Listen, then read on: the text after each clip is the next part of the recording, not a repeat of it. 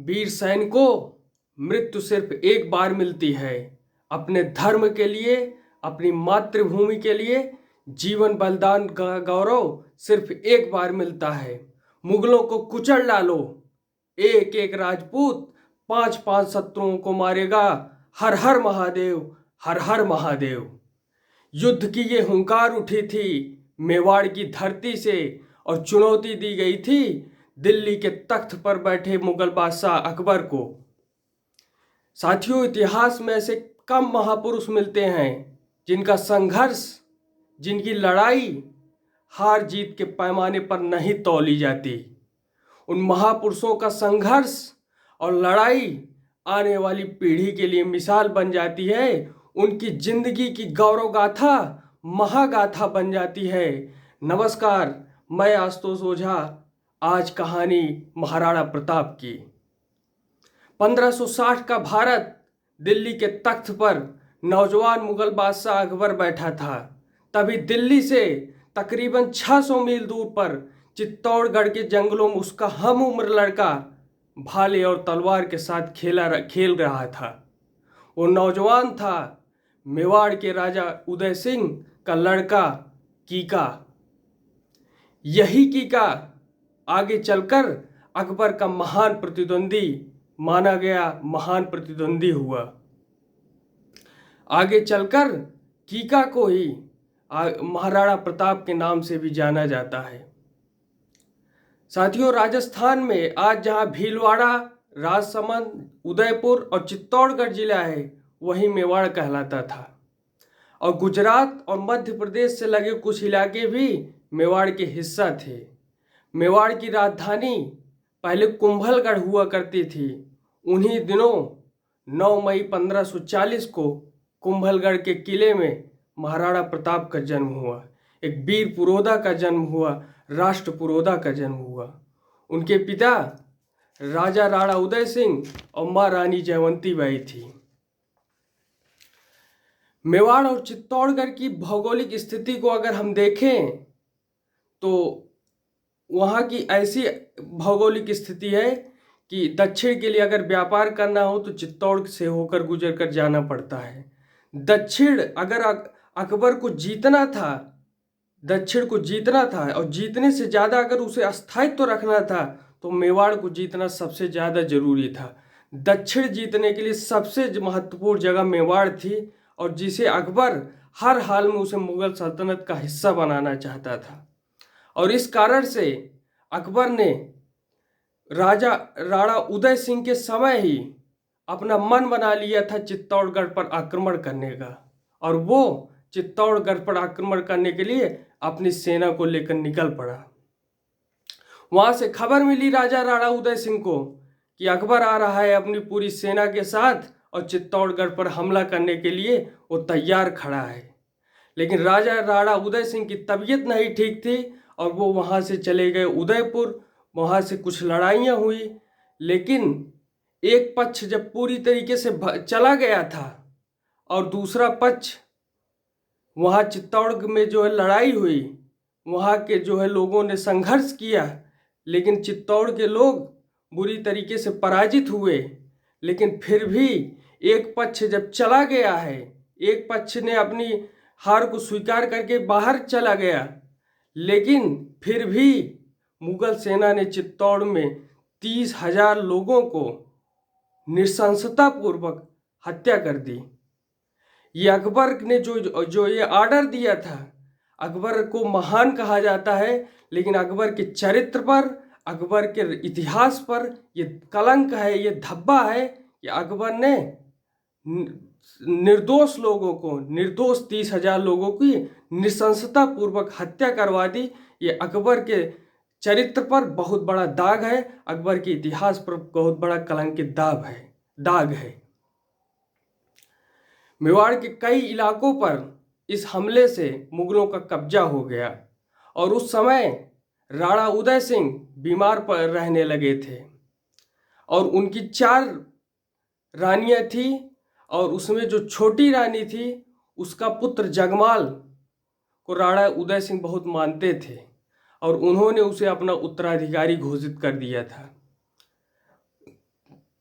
मेवाड़ के कई सामंतों को लगता था कि इसका मेवाड़ का उत्तराधिकारी जंगमाल को नहीं, राणा प्रताप को बनाया जाए, क्योंकि राणा प्रताप के अंदर वो क्षमता है कि वो मेवाड़ को फिर से खड़ा कर सकते हैं मुगलों के खिलाफ, उसे तैयार कर सकते हैं, उसे आगे बढ़ा सकते हैं। लेकिन उसमें दरार पड़ने लगी, परिवार में ही आपसी फूट हो गया, परिवार में दाग परिवार में जो है परिस्थिति बिगड़ गई, लोग लड़ने लगे। और जब जब घर टूटेगा कोई बाहरी आकर हमें लूटेगा, इस बात को हमें ध्यान देना चाहिए। जब जब घर टूटेगा तब तक कोई बाहरी आके हमें लूटेगा। और इस कारण वहाँ महाराणा प्रताप को बहुत ही संघर्ष का सामना करना पड़ा। हालांकि महाराणा प्रताप को भीलों का काफ़ी सहयोग मिला और 1572 को गोगुंदा राजस्थान में महाराणा प्रताप का राज्याभिषेक हुआ और जगमाल और शक्ति सिंह जो उनके भाई थे, उन्होंने मुगलों से जाकर अपनी अधीनता स्वीकार कर ली।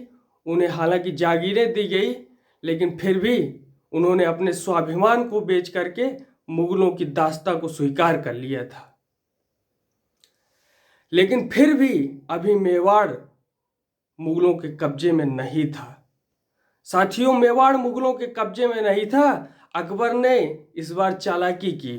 अकबर ने लगातार एक के बाद एक 4 दूत भेजे।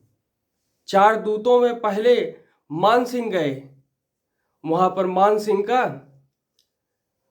सिंह से महाराणा प्रताप मिले नहीं, महाराणा प्रताप का पुत्र मिला।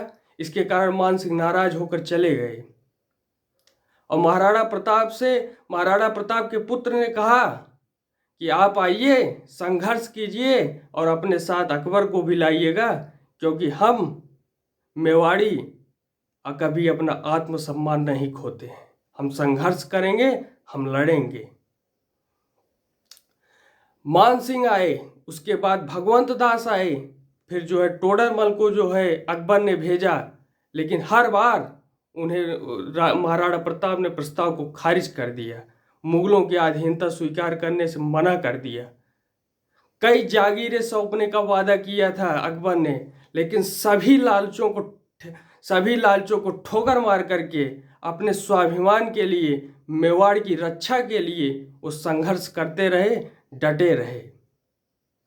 और फिर वो समय आ गया, मान सिंह के नेतृत्व में मुगल सेना आगे बढ़ी। मान सिंह के नेतृत्व में मुगल सेना ने आक्रमण करने का फैसला लिया और फिर हल्दी घाटी के सगरे मैदान में इतना भयानक आक्रमण हुआ कि मुगलों की सेना में हड़कंप मच गया। 18 जून 1576 को हल्दी घाटी का युद्ध हुआ। वो समय था जब मान सिंह और महाराणा प्रताप का सामना हुआ। महाराणा प्रताप का घोड़ा चेतक अपने दोनों टांगों को उठा करके हाथी सवार बैठा हुआ मान सिंह को पीछे ढकेल दिया, लेकिन फिर भी वो चेतक जिस घोड़े की रफ्तार से दुश्मनों के सिर चकाचौंध हो जाते थे, उस घोड़े को मान सिंह ने बड़ी निर्दयता के साथ अपने लड़ाई से, अपने तलवार से उसके पीछे की टांग को काट दिया था। उस समय कुछ क्षण के लिए महाराणा प्रताप हतोत्साहित हो गए, लेकिन फिर एक योद्धा सामने आया जिसका नाम है छालावीरा। छालावीरा ने घोर महायुद्ध किया और उन्होंने कहा कि महाराणा प्रताप जी, आप मुझे अपना ये कवच दे दीजिए ताकि मैं जो है मुगल की सेना को गुमराह कर सकूं और आप सुरक्षित स्थान पर चले जाइए। धन्य है ऐसे योद्धा जो बिना मृत्यु से डरे अपने ईमानदारी को जो है सर्वोच्च स्थान पर रखते थे।